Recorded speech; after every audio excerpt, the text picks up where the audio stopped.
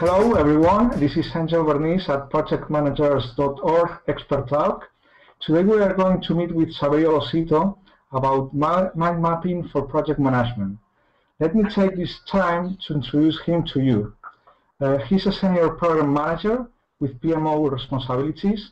He coordinates development programs with intention of improving his company's performance. He's also a trainer and coach for project managers. Hi Saverio, how are you doing? Good evening, Angel. I'm fine. I'm really fine. Thank you for inviting me to this event. It's a good pleasure to be with you tonight. Thank you, thank you.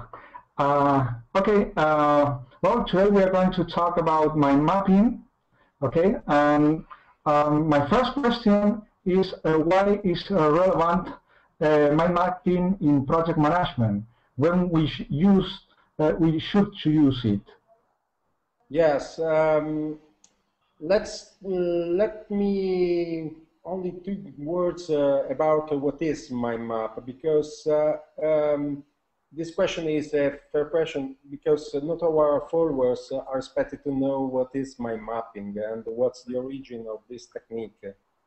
I like to say that mind map is a diagram similar to the spider diagram or concept ones, and is used to outline information in a visual mode. While explaining what a mind map is, I'm sharing an example with you, so please give me a moment to share the video.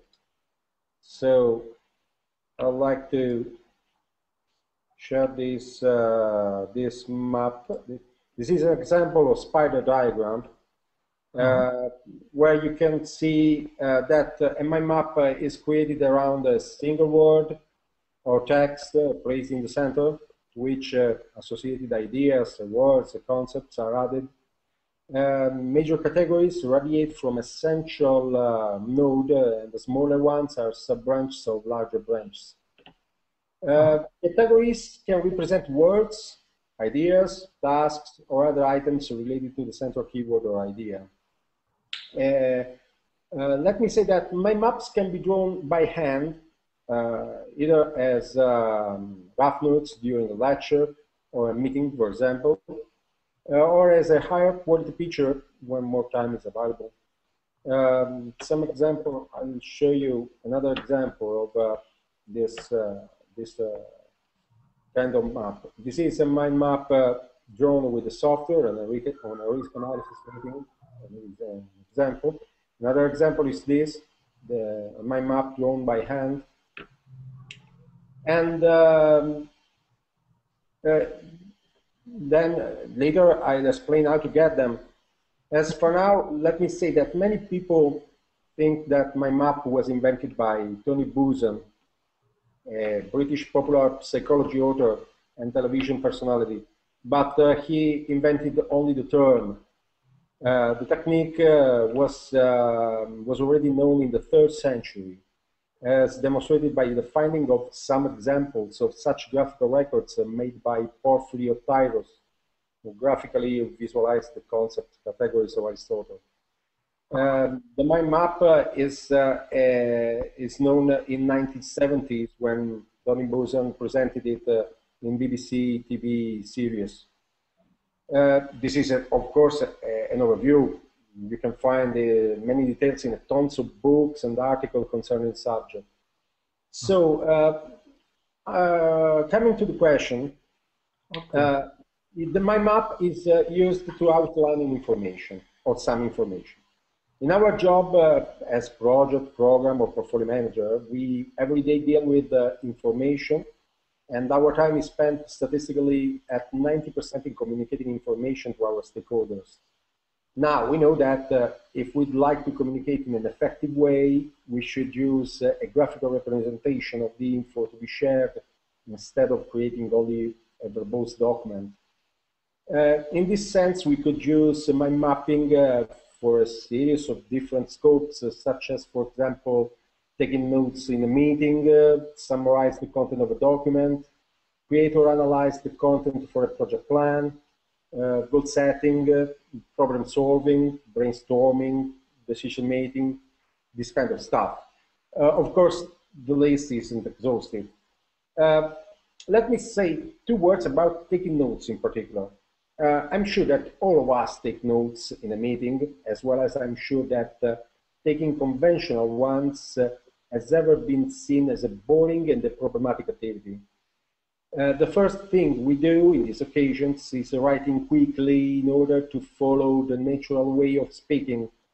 Doing this way, the lecture becomes an exercise in taking dictation, not making sense of what's said. Another counterindication is that during this exercise, we do write masses of notes. We make a mountain of paper to revise afterwards, and we know how difficult it would be finding and useful information afterwards.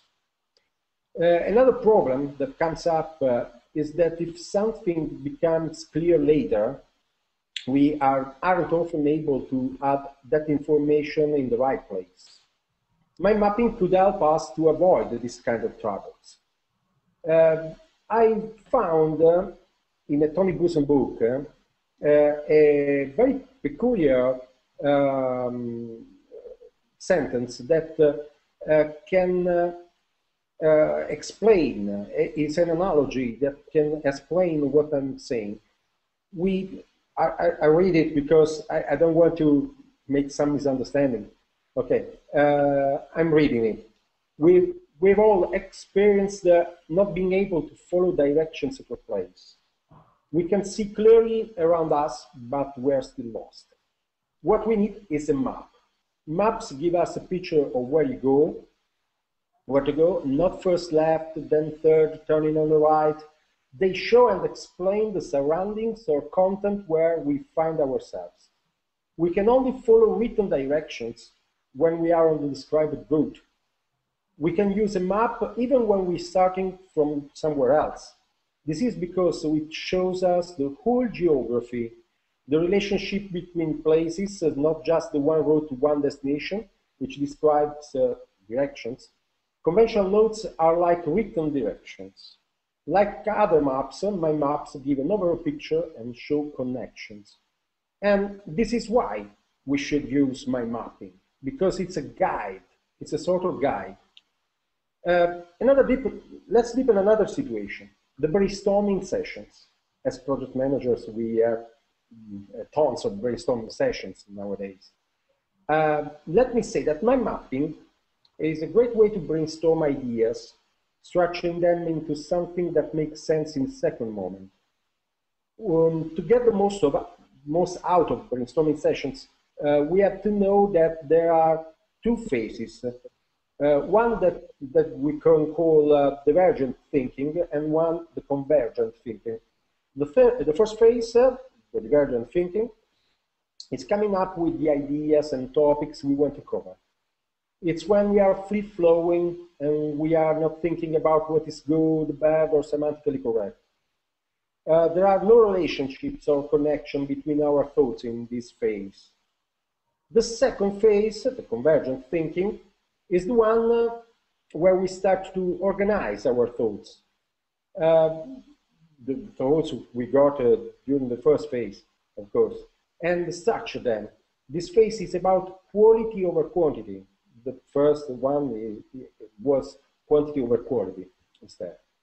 This is where we deal with the thoughts created previously, remove the thoughts that we think that are not relevant, and organize what is remaining to work towards our outcome. Okay. And another good situation to use my map is the decision-making sessions.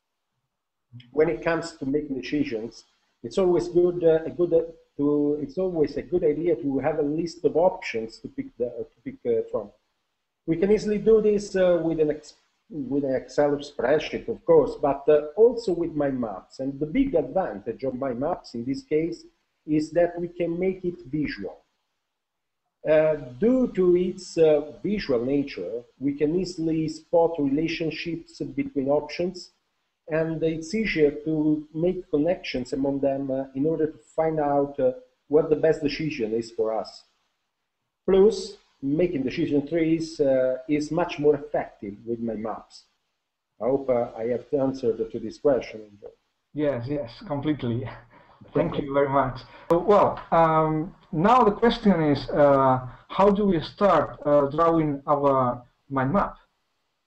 Okay, to answer this question, I have to say that all my maps begin with the main concept or idea, and the rest of the map will be based on it.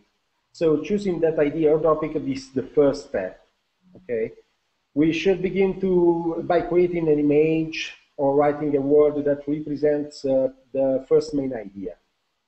From the main idea, we should create branches, as many as needed, of course, each representing a single word that relates to the topic.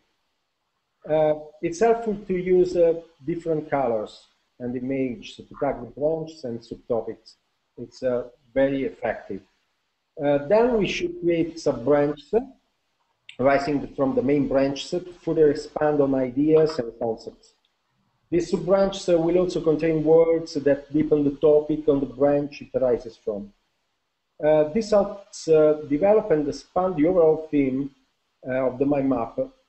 Including images and sketches can also be helpful in brainstorming, for example. Mind maps can be created, of course, on paper, but are more easily and fluidly created on computer with a mind mapping software. I personally use a mind map, but there are tons of other softwares. Some are online, other are on desktop, as MindJet, Mind Manager, for example.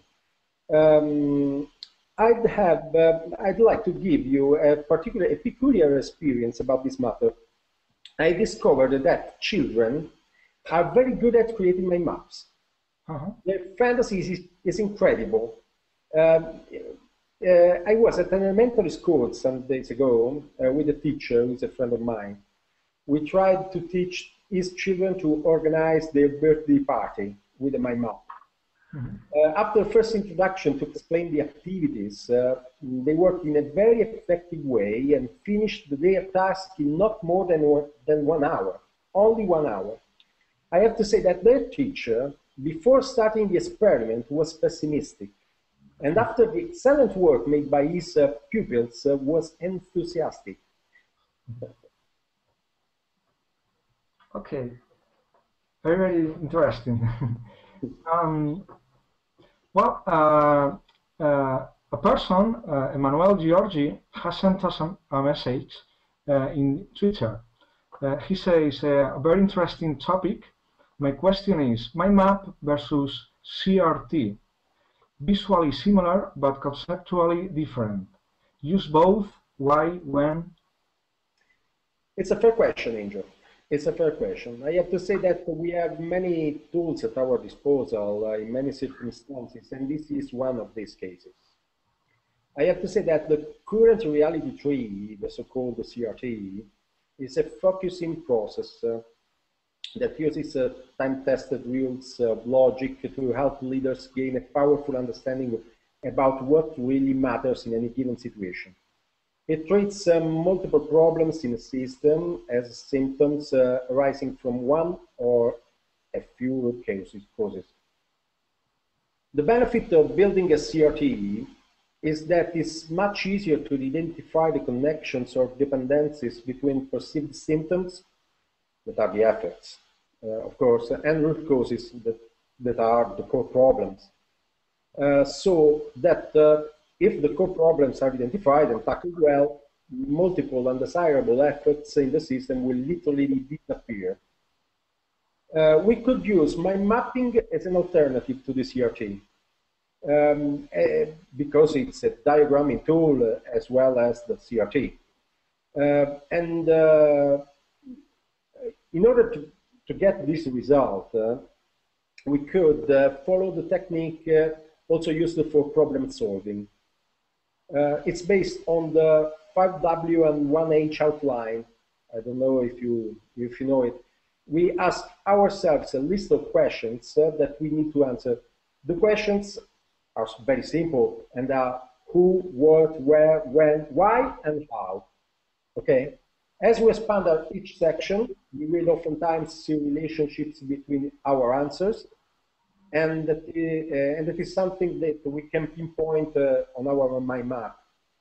This will help us clarify the problem, which makes the solution more apparent as we go through all questions. So to get started, we should have our problem as our core idea in the mind map, okay, in the center. And have each branch represented by one of those questions. I remember they are who, what, where, when, why, and how, okay? So let's only try to answer each question in isolation when we start off. And when, as we go through all of them, we will oftentimes come to a solution. So to answer to Emanuele Giorgi's question, I think that they are two alternative approaches to the same matter, and it's up to us to decide which one we are more comfortable with. Personally, I use mind mapping because I'm used to use it whenever I can, but it's up to Emanuele. Okay, I understand. The next question is, mind mapping is an internal tool, or can we share it with our customers? It's another fair question, Angel. I think it's a good challenge training our customers on this technique, but with a little strategy, we could get unexpected results. Let's start saying that mind mapping isn't at all an internal tool. But in order to get a success sharing mind maps with our customers, we have to follow some little guidelines because it's a bit harder to share mind maps with our customers that aren't used to use this kind of tool. First, let's number the topics. On sending a map to someone to whom we won't have an opportunity to explain the implied orders of its topics, it's a good practice numbering them. This will help others understand how to read the map, in which order they should view its topic. Second, let's minimize topic text and use high impact words. Too much topic text tends to make mind maps difficult to read and causes our audience to glaze over. So just like they do when they see a PowerPoint slide that contains a large number of words or bullet points. It's information overload, simply this. For best results, let's use meaningful, concise words or sentences. Of course, this takes some extra work for us, but it's worthwhile. Third, further advice, let's contract our map's topics before presenting it. When presenting a mind map, for example, in a meeting, we should have to make sure that the map is fully collapsed initially. If we open a branch, only one level should show at a time. Let's expose the contents of our map incrementally to the expansion and contraction of various sections, okay? This gives us the ability to control how much information is on the screen at any given time and reduces the possibility of information overload. And the fourth, let's minimize visual distraction in our map. When sharing or presenting a mind map, we should hide irrelevant elements, such as task info, images, markers, this kind of stuff. This will make the map easier for our audience to assimilate. So I have to say, if it's not relevant to them, don't show it. If it could be useful, we could prepare two versions of our mind map. One that contains all the background information and our thinking process, which we can use for our reference, for example. And a simplified version that we may present to others. Okay? Okay. Well, now Emanuele Giorgi says, I love mind maps, but I have difficulties in introducing them in new teams. Have you got any suggestions? Well, Angel, it's a very delicate issue, and it's strongly dependent from the people you are dealing with. I could answer to this question giving some advice on how I usually act in these circumstances. The first thing I usually do is preparing my audience for the journey. I usually tell them that they are going to see something that will be initially confusing to some of them, but that at the end, by the end of the exercise, it will make sense to them. Okay. The second thing I usually do is illustrating in theory, in a few words, of course, and just like we are doing, and trying to draw a simple example with the team following the guidelines used in the case of problem-solving analysis, for example. Okay? Same illustrated before. To simplify the matter, we could use, for example, a whiteboard and some post-its. Every person could use a post-it to answer the questions posed by the moderator, that is typically the meeting leader. After that, the moderator, the meeting leader, could try to draw a mind map using all the info provided by the team. The last advice I could provide is to believe in the technique, to believe in the results that we can get from mind mapping. If we are unsure about the results, the team won't follow us, won't follow our inspiration, and the outcome won't be effective. I hope this advice will be, of course, useful. Okay, very good advice. Well, Emmanuel has another question. He says, do you think that mind maps need to be updated as project docs and plans, or do you think of them only as one-shot thinking tools? Very short answer. It depends on the usage you made. If you use it to compile a project plan, you'll have to consequently update it at every plan update. You may, for example, insert a note in your progress review meeting to make sure to update it if necessary. On the contrary, if you used it to assess a problem and find the root cause, you may archive the map at the problem closure.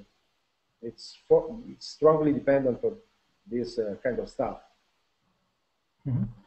Okay, well, the last question, do you have any final advice for our project managers? Yes, many people, I have to say, think that they aren't fit to use mind mapping because they aren't able to draw. I assure you that it's not necessary to be artists to draw a map. Even a child can do it. Of course, not referencing project management stuff. All you have to do is try, and one more try. You haven't to get my words for granted, of course. But let's do beginning with a simple map. For example, the one that illustrates the reason why you'd like to go to vacation, or the reasons why you'd like to buy your next car. Try to organize your next day work using the mind map and explore the single subjects, this kind of stuff. And you'll see how it's simple and powerful, this technique. And never lose your heart if the first tries are not satisfying. Okay, thank you very much. We have finished. Well, it's been very, very useful, I think, this tool for our project managers. And well, I hope to see you again. It was a pleasure for me. I hope we will do it other times. For the moment, thank you and bye. Okay, thank you. Bye-bye.